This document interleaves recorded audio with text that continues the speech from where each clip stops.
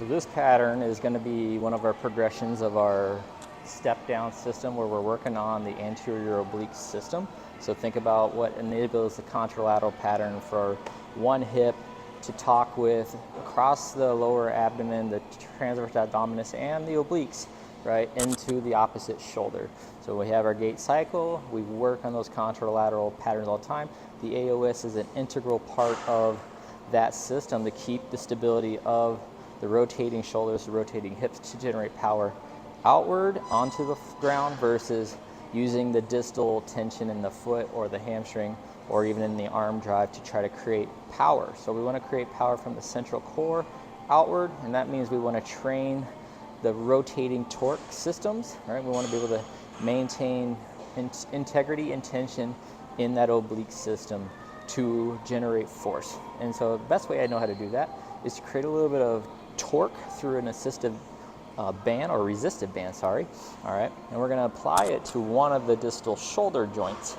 All right, meanwhile doing an opposing step down function. So your setup is going to require a bench or a box, and then we're going to have a band attached about shoulder height. All right, when you step up, it's going to be pulling up high. As you step down, it'll come back to neutral. Okay, but what you can do is start, and you're going to face away from the anchor of your band, and you're going to run that band across the front girdle of the shoulder. All right, so make sure you got enough of it on the AC joint just inside the upper arm, kind of essentially where you're tender and ticklish, right on the outside of the pec there. Okay, then we're going to turn away from where the band is wrapped around. So if it's on my left shoulder, I'm going to basically turn to my right, and I'm going to bring my right arm over the top of that band. So rotate through.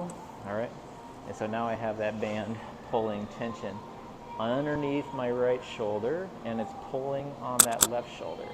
So what it's going to do is teach me to draw back the right shoulder and drive forward the left shoulder to create an appropriate amount of tension in the anterior oblique system. Okay, now you want to make sure you bring that bench fairly close, because when you do wrap that band around your body, it does pull quite a bit of work.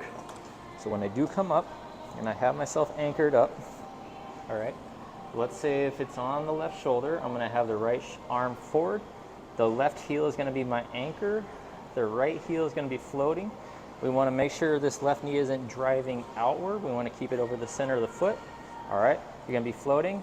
You're going to drive back the right shoulder, push forward on that left shoulder. We're going to lower yourself down to the floor. Okay, and then we're going to find your heel and drive back up.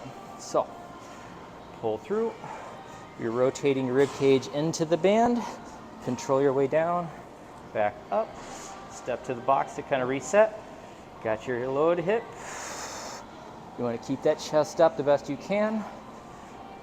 Drive it through, open up the ribs, turn into the band, keeping that knee stable.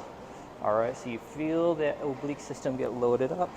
Meanwhile, you keep consistent load on that glute. So you're going to do about 8 to 10 reps per leg.